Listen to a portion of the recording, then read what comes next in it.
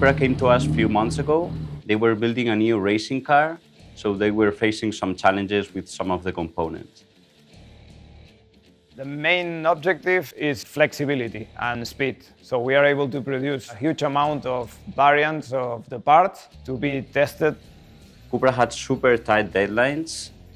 Thanks to HP's multi-jet fusion technology, we were able to deliver them functional parts in few days.